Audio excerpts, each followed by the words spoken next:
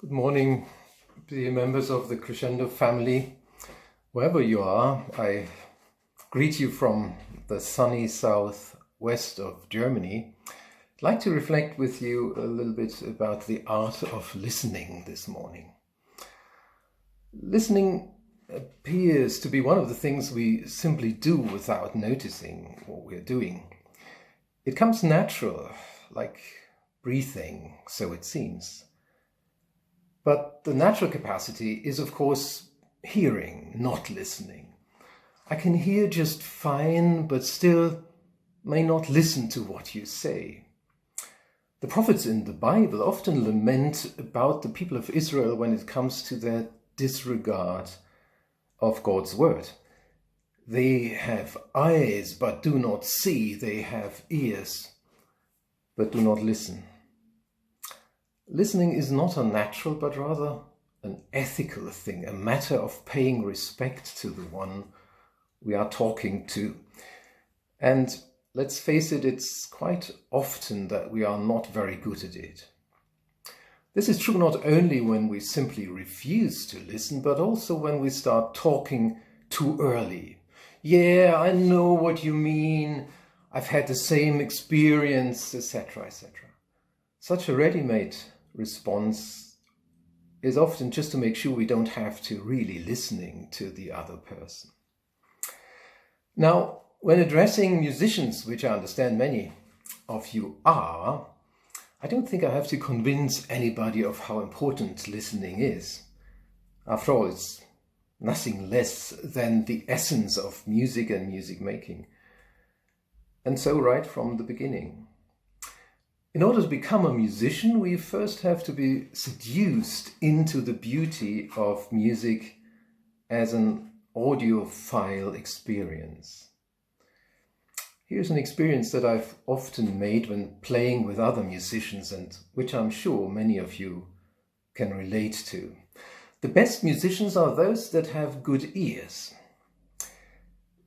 But that doesn't necessarily mean perfect pitch or something like that, but rather a history of intense listening experiences that have built a wide musical horizon. The richer one's listening library, the better the musician, at least when it comes to playing with other musicians. In my musical world of blues, folk and swing, I've played with people who were capable of playing very impressively on their own, great technical ability and sight reading, but who would never give you a sense of them actually playing with you. Rather, it often felt if they were playing merely alongside of what you played, never really locking in. On the other hand, there are those musicians who might be much less impressive from the point of control of the instrument, but are just a sheer joy to play with, as you actually feel you can relate and can create beautiful music together. Now, what's at the root of this difference? Musicians of the latter type have learned, it seems, to listen to others and what they play while they're playing, rather than listening to themselves and their own playing. By not being spellbound by their own contribution, they are open to listening to the contributions of their fellow musicians and can hence be responsive to what these are doing. Responsive to ever so slight changes in tempo, accent, or modulation. Now, when the art of listening is what makes music and musical interaction happen and what makes it great, why is it then that in everyday life we often stop short of really listening to one another? I think this has to do with disappointment and frustration of past experiences, of where we felt deceived. Listening means to be willing to take the other by his or her word, to really hear what they're saying and not what we want them to say or think they're saying. But what if their word turns out deceptive, fake news, as it were, or false promise? There are a great deal of words around that are not trustworthy, and digesting this experience makes us harden our ears, less and less prone to risking and possibly losing ourselves in the act of listening genuinely and unreservedly. So in order to learn to listen, we must first unlearn that hermeneutics of suspicion over against the spoken word. But how can we do that? Habitual suspicion can only be overcome by deeply felt counter-experience, by the repeated exercise of listening to words that actually do not deceive, true words. I think this is precisely what Jews and Christians expect when they listen to God's word as preached in the Bible and from the pulpit. A word that is true, because it's not human but God's, not feeble and undetermined but stable and faithful, not temporal but eternal, not flattering but challenging, not merciless but merciful. Sing unto the Lord a new song, it says in Psalm 33, verse 4. Sing unto the Lord a new song and play skillfully, for his word is true and his promises are reliable. This is an experience that believers of all times have made and can attest to. Make it a habit to listen to God's word on a daily basis, that a word that you know does not deceive, and it will train you to become a listener in other trains of life too. Over time, it will turn you into someone who is not afraid of being a listener, not afraid of losing him or herself in listening to others without reserve. In the Bible, not all kings of Israel are given a good record, actually only a very few. But one stands out as a most celebrated example of wisdom, whose reign was richly blessed by the Lord, Solomon, son of David. Now, what is it that makes this king special? The Bible gives us the answer in form of a story, as told in the first book of Kings, chapter 3. Shortly after taking over the reign from his father, the still very young king had a dream in which the Lord appeared, offering him a free wish at the beginning of his mission as king of Israel. But what was it that this young man wished for, and of which the Lord was, as the Bible reports, rather pleased? It was not success or riches or anything like that.